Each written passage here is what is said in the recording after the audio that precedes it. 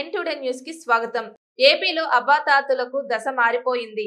వారికి ఇస్తున్న పింఛను 3000కు పెంచుతూ జగన్మోహన్ రెడ్డి చారిత్రక నిర్ణయంతో అవ్వాతాతలు ఆనందానికి అవధులు లేకుండా పోయాయి. బుధవారం బాపట్ల జిల్లా మాట్టూరులో జరిగిన నూతన పింఛను పంపిణీ కార్యక్రమంలో పరుచూరు నియోజకవర్గ వైసీపీ ఇన్ఛార్జ్ ఆవంచి కృష్ణమోహన్ పాల్గొని వికలాంగులు అవ్వాతాతలకు నూతన పింఛన్లు పంపిణీ చేశారు.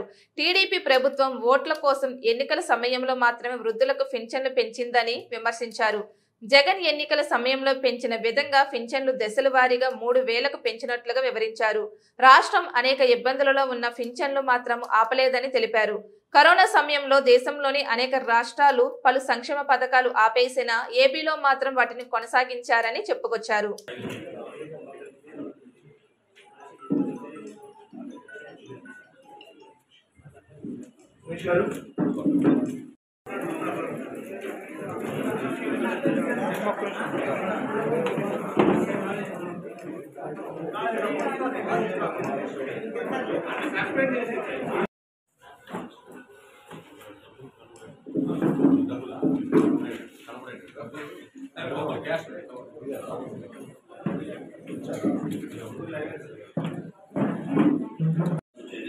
అప్లికేషన్ పెట్టుకోవడానికి ఆఫీసులు వచ్చేది, అలాగే పెన్షన్ తీసుకోవడానికి కూడా చాలా కార్యాలయాలకు తిరగాల్సి వచ్చిన అవసరం ఉండేది గతంలో.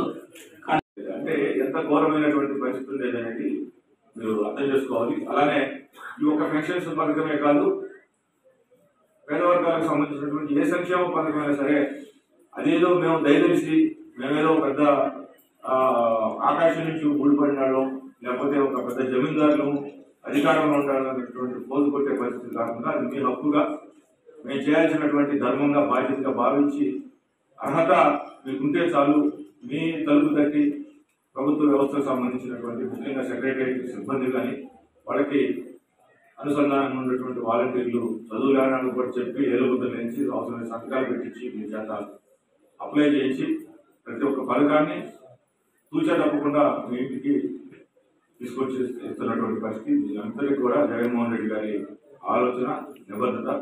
దీన్ని మీరు ఖచ్చితంగా గుర్తుపెట్టుకొని ఈరోజు 3000 రూపాయలు అంటే ప్రతిరోజు మన ఖాతాలో 100 రూపాయలు కరోనా భారం ఒకవేళ వేరే రంగాలకి ఉన్నత వర్గాలకి ఏదైతే ఈ ఆర్థిక పరమైనటువంటి ఇబ్బంది ఉందో వాళ్ళకి మాత్రమే పరిమితం చేసి కింది స్థాయి అట్టడు ఉన్నటువంటి వర్గాల మీద ఆ ప్రభావం పడకుండా జగన్ గారు ప్రతి ఒక్క సంక్షేమ పథకాన్ని అమలు చేస్తున్నటువంటి పరిస్థితి.